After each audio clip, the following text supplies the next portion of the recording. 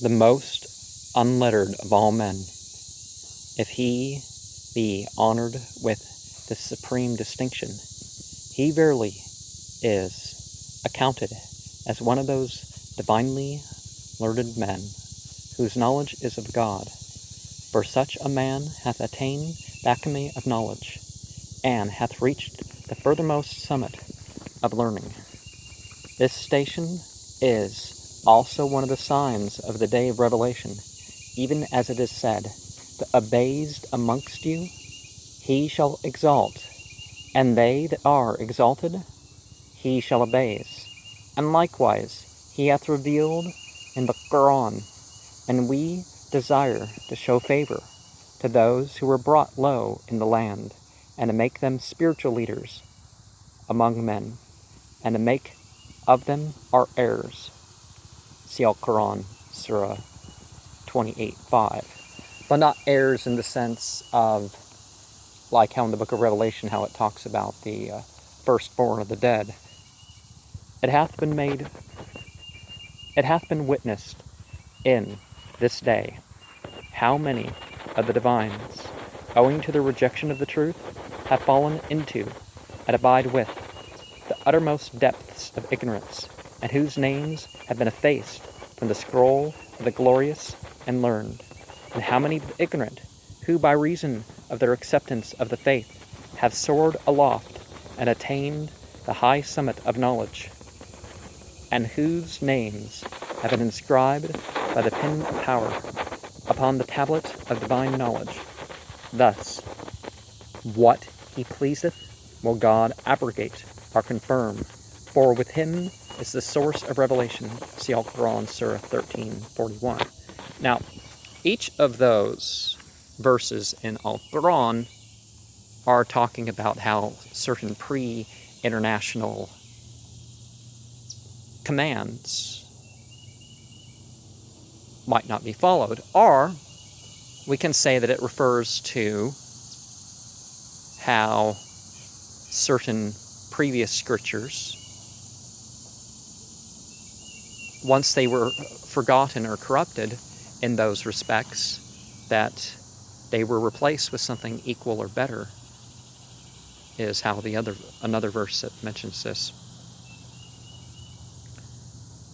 I mean, as replaced in the memory of humanity is. Therefore, it hath been said, to seek evidence when proof hath been established is but an unseemly act, and to be busied with the pursuit of knowledge when the object of all learning hath been attained is truly blameworthy. Say, O people of the earth, behold, this flame-like youth that speedeth across the limitless profound of the Spirit, heralding unto you the tidings, lo, the lamp of God is shining, and summoning you to heed his cause, which, though hidden beneath the veils of ancient splendor, shineth in the land of Iraq, above the dayspring of eternal holiness. O my friend, were the bird of thy mind to explore the heavens of the revelation of Al-Quran, were it to contemplate the realm of divine knowledge unfolded therein, thou wouldst assuredly find unnumbered doors of knowledge set open before thee.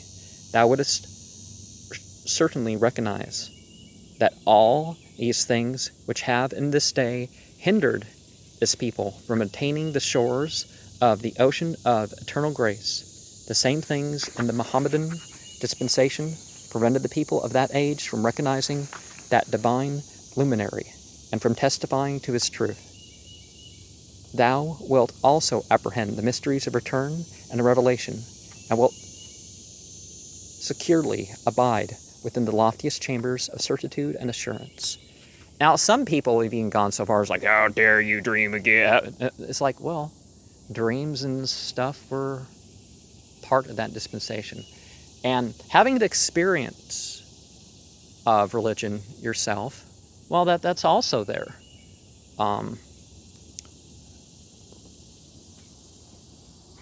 So it's never the problem with the messenger. Oh, the messenger got it wrong or something like that. It's the people have the problems.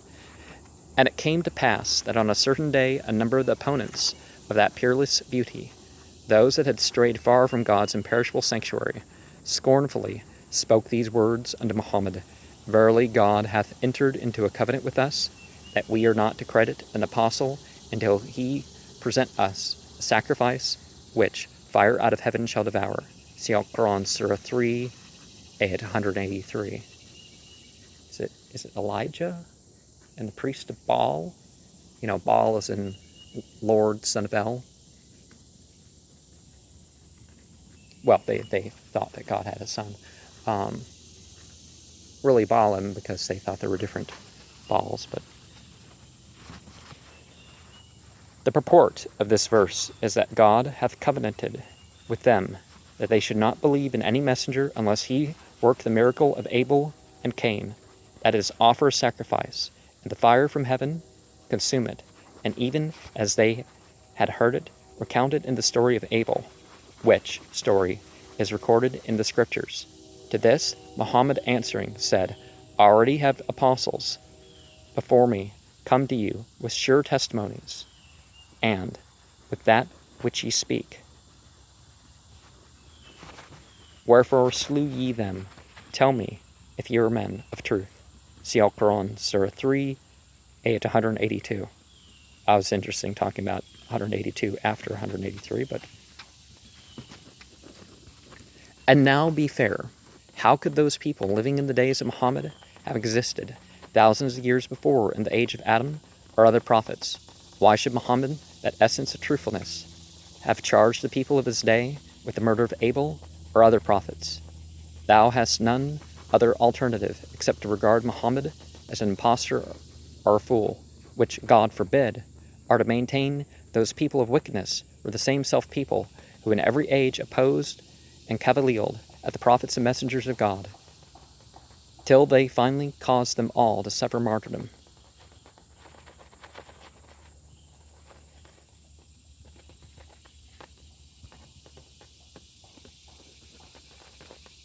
Yeah, we're not supposed to invent discriminations between the prophets. Or, we're not supposed to have discriminations, nor are we supposed to invent distinctions. You know.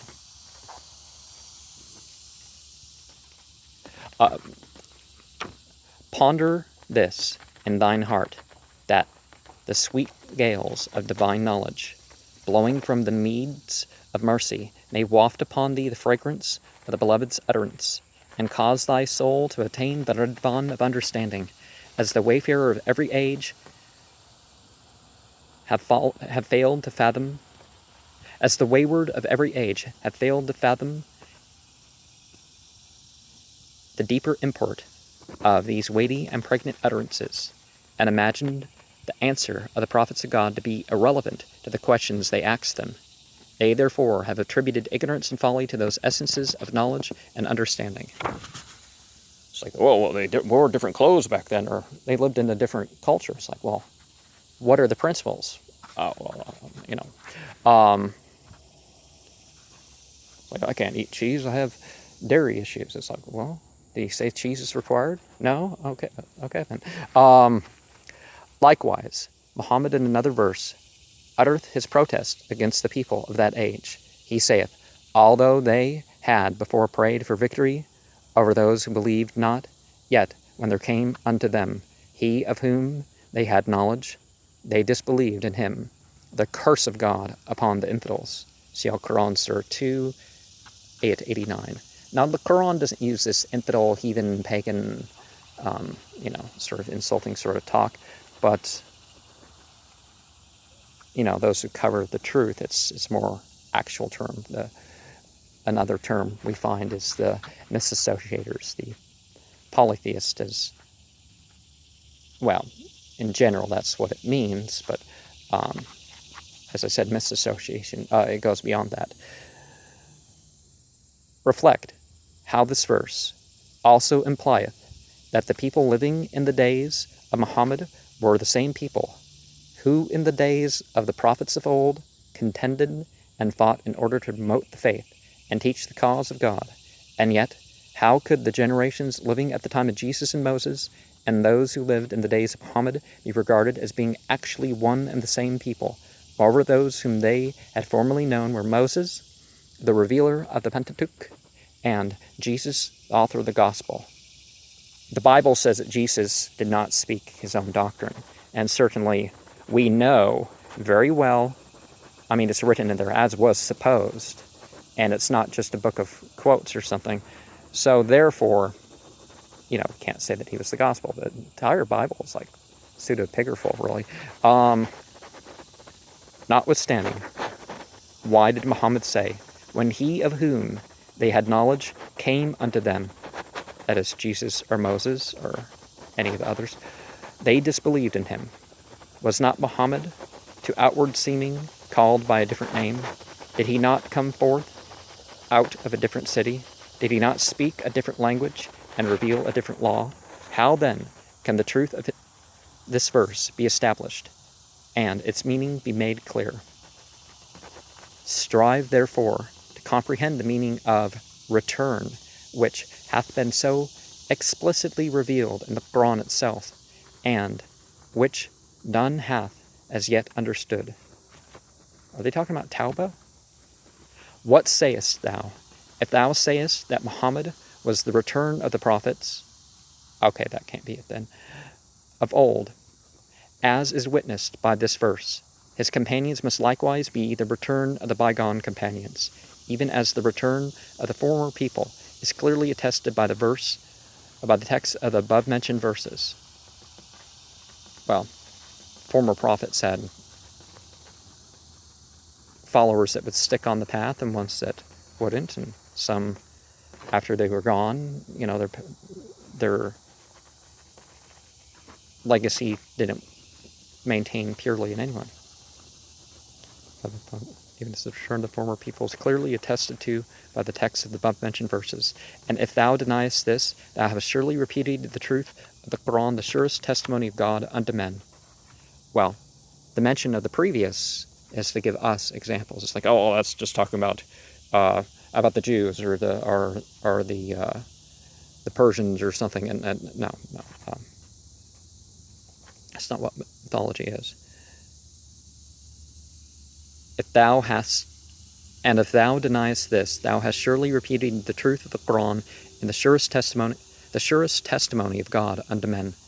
In like manner, endeavor to grasp the significance of return, revelation, and resurrection as witness in the days of the manifestations of the divine essence, that thou mayest behold with thine own eyes the return of the holy souls into sanctified and illumined bodies, and mayest wash away the dust of ignorance and cleanse the darkened self with the waters of mercy flowing from the source of divine knowledge, that perchance thou mayest, through the power of God and the light of divine guidance, distinguish the morn of everlasting splendor from the darksome night of error.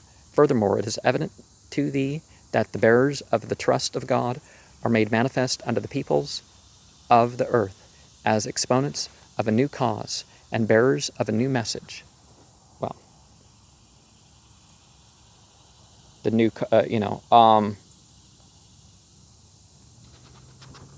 not really a new cause, a renewed cause, really, but inasmuch as these birds of the celestial throne are all sent down from the heaven of the will of God, and as they all arise to proclaim his irresistible faith, they, therefore, are regarded as one soul and the same person, for they all drink from the one cup of the love of God, and all partake of the fruit of the same tree of oneness. These manifestations of God have each a twofold station. One is the station of pure abstraction and essential unity.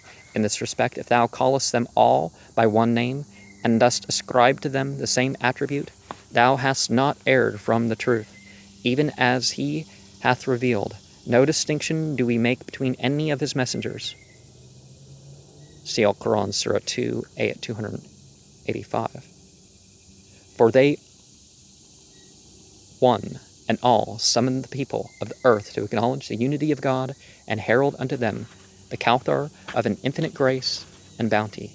They are all invested with the robe of prophethood and honored with the mantle of glory.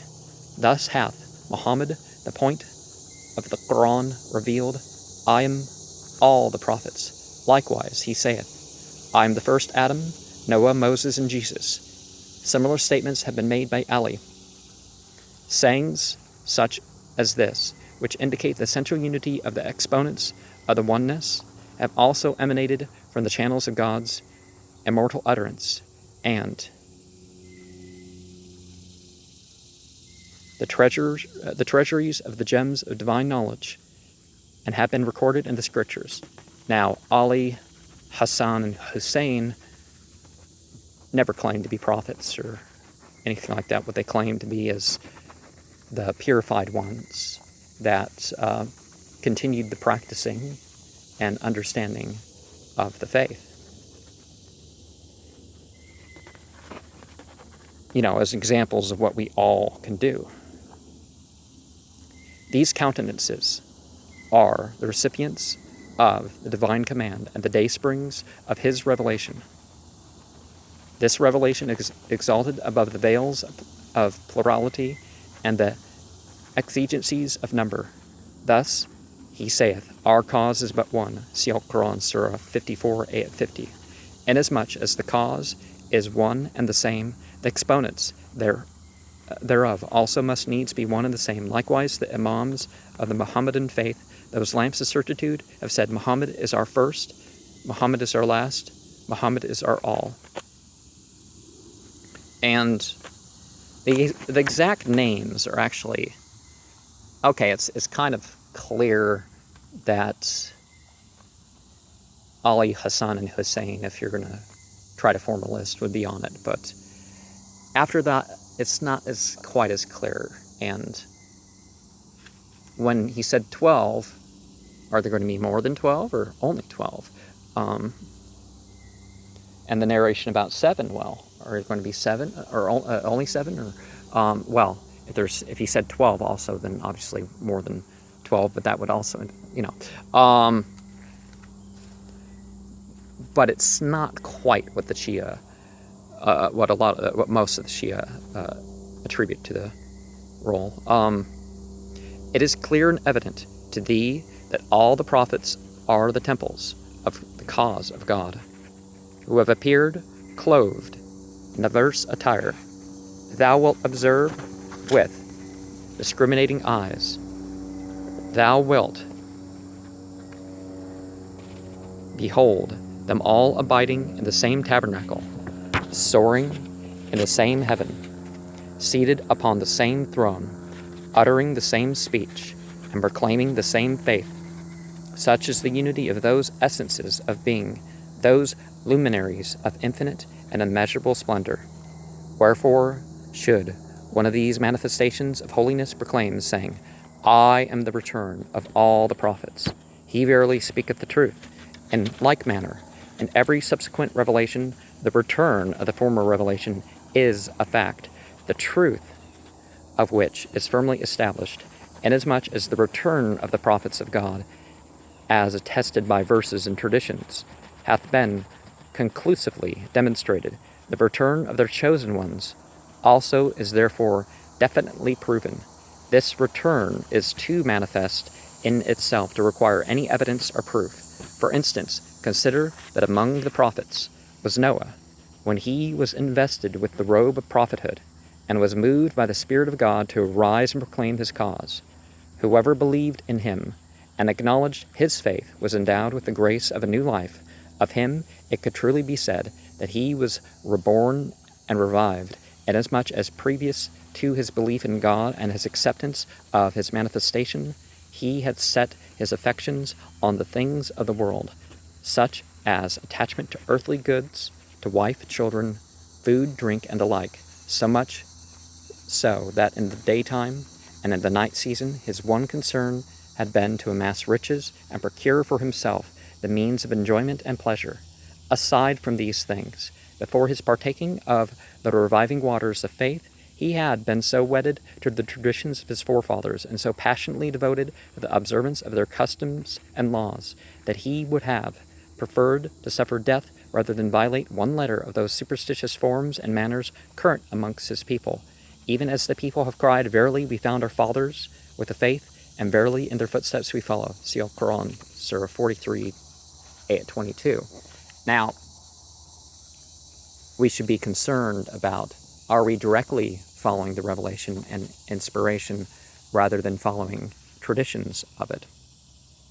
And how much do the traditions of our society align with stuff?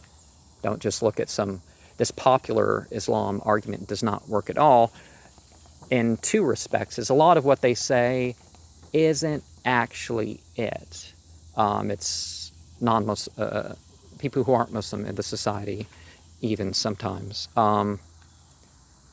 Minorities of it, but maybe it exists in the society. But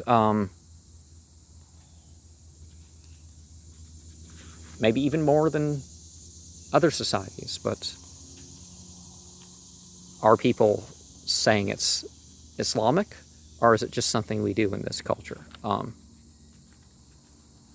These same people, though wrapped in all these veils of limitation, and despite the restraint of such observances, as soon as they drank the immortal draught of faith from the cup of certitude at the hand of the manifestation of the all-glorious, were so transformed that they would renounce, for his sake, their kindred, their substance, their lives, their beliefs, yea, all else save God. So overpowering was their yearning for God, so uplifting their transports of ecstatic delight, that the world and all that is therein faded before their eyes into nothingness.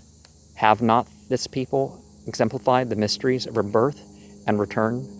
Hath it not been witnessed that these same people, ere they were endued with the new and wondrous grace of God, sought through innumerable devices to ensure the protection of their lives against destruction?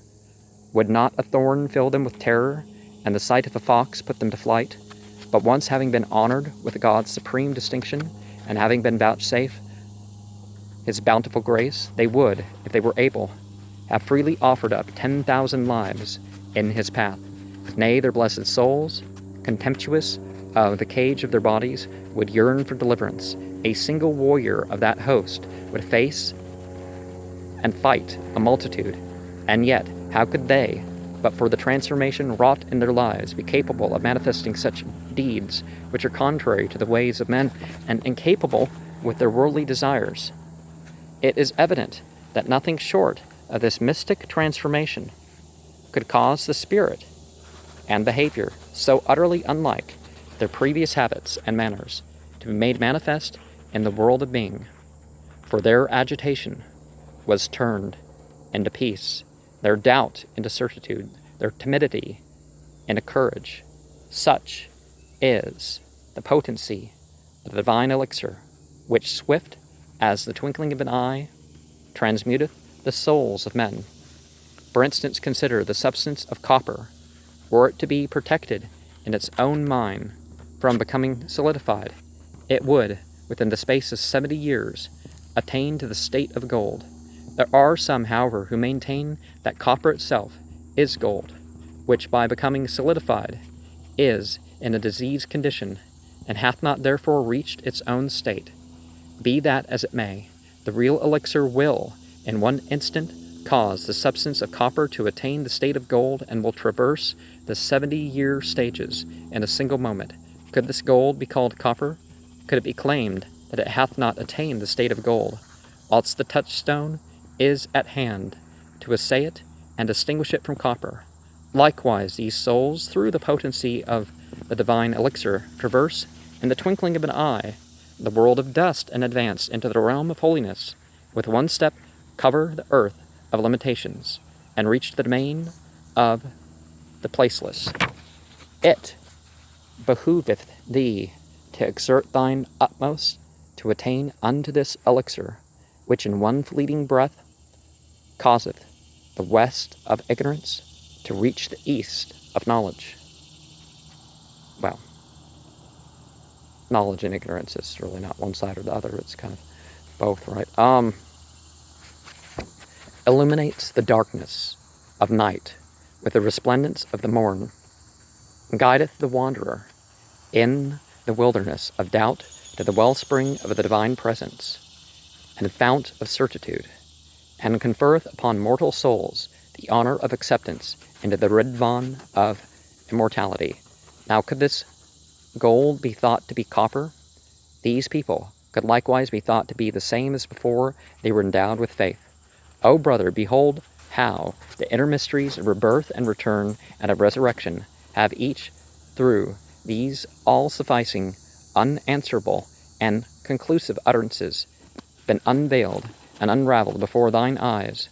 God grant that through his gracious and invisible assistance thou mayest divest thy body and soul of the old garment, and array thyself with the new and imperishable attire. Therefore those who in every subsequent dispensation preceded the rest of mankind in embracing the faith of God, who quaffed the clear waters of knowledge at the hand of the divine beauty and attained the loftiest summits of faith and certitude, these can be regarded in name and reality, in deeds and words, and in rank, as the return of those who in a former dispensation had achieved similar distinctions. For whatsoever the people of a former dispensation have manifested, the same hath been shown by the people of this latter generation. Consider the rose, whether it blossometh in the east or in the west. It is none the less a rose, for what mattereth in this respect is not the outward shape and form of the rose, but rather the smell and fragrance, which it doth impart.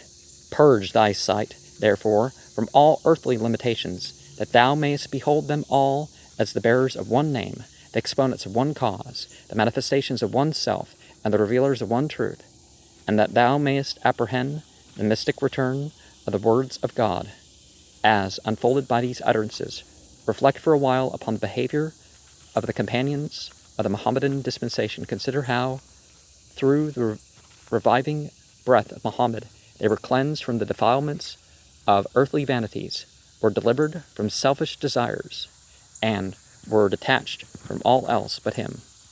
Behold, how they proceeded, all the peoples of the earth, in attaining unto his holy presence, the presence of God himself, how they renounced the world and all that is therein, and sacrificed freely and joyously their lives at the feet of that manifestation of the all-glorious, and now observe the return of the same self-determination, the same self-constancy, and renunciation manifested by the companions at the point of the Bayan. And he's referencing the Bab, so, Baha Ullah is the second in the Baha'i leadership. Thou hast witnessed how these companions have, through the wonders of grace of the Lord of Lords, hoisted the standards of sublime renunciation upon the inaccessible heights of glory. These lights have proceeded from but one source, and these fruits are the fruits of one tree. Thou canst discern neither difference nor distinction among them. All this is by the grace of God. On whom he will, he bestoweth his grace.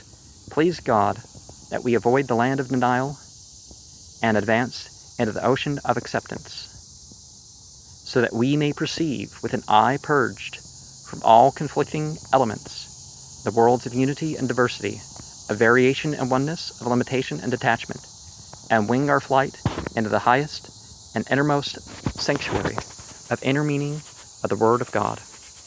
And just because it talks about something with others, don't claiming, as long as I continue this message, I can claim it for myself. So we ask ourselves, does the Bab, Baha Ullah, and